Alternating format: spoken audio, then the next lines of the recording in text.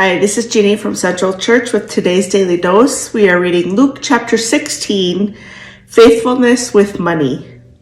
Jesus also said to the disciples, a certain rich man heard that his household manager was wasting his estate. He called the manager in and said to him, "What is this I hear about you? Give me a report of your administration because you can no longer serve as my manager." The household manager said to himself, "What will I do now that my master is firing me as his manager? I'm not strong enough to dig and too proud to beg. I know what I'll do so that when I am removed from my management position, people will welcome me into their houses." One by one, the manager sent for each person who owed his master money. He said to the first, "How much do you owe my master?" He said, 900 gallons of olive oil." The manager said to him, "Take your contract, sit down quickly, and write 450 gallons. Then the manager said to another, "How much do you owe?" He said, 1,000 bushels of wheat. He said, "Take your contract and write 800. The master commended the dishonest manager because he acted cleverly.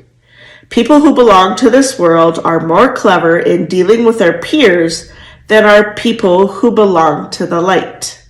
I tell you, use worldly wealth to make friends for yourself so that when it's gone, you will be welcomed into the eternal homes.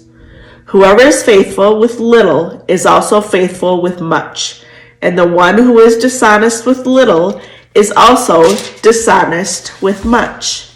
If you haven't been faithful with worldly wealth, who will trust you with true riches?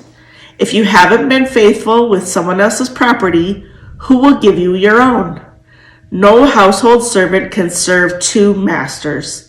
Either you will hate the one and love the other, or you will be loyal to the one and have contempt for the other. You cannot serve God and wealth. Jesus responds to Pharisees. The Pharisees, who were money lovers, heard all this and sneered at Jesus. He said to them, "You are the ones who justify yourselves before other people, but God knows your hearts. What is highly valued by people is deeply offensive to God. Until John, there was only the law and the prophets. Since then, the good news of God's kingdom is preached, and everyone is urged to enter it. It's easier for heaven and earth to pass away than for the smallest stroke of a pen in the law to drop out. Any man who divorces his wife and marries another commits adultery, and a man who marries a woman divorced from her husband commits adultery. There was a certain rich man who clothed himself in purple and fine linen, and who feasted luxuriously every day. At his gate lay a certain poor man named Lazarus, who was covered with sores. Lazarus longed to eat the crumbs that fell from the rich man's table. Instead, dogs would come and lick his sores. The poor man died and was carried by angels to Abraham's side. The rich man also died and was buried. While being tormented in the place of the dead, he looked up and saw Abraham at a distance with Lazarus at his side. He shouted, "Father Abraham, have mercy on me. Send Lazarus to dip the tip of his finger in water and cool my tongue, because I'm suffering in this flame." But Abraham said, "Child, remember that during your lifetime you received good things, whereas Lazarus received terrible things.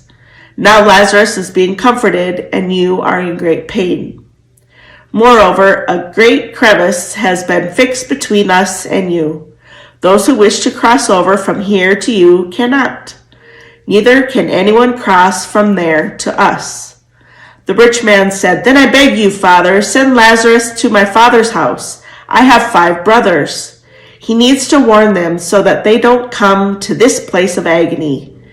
Abraham replied, "They have Moses and the prophets. They must listen to them." The rich man said, "No, Father Abraham. But if someone from the dead goes to them, they will change their hearts and lives."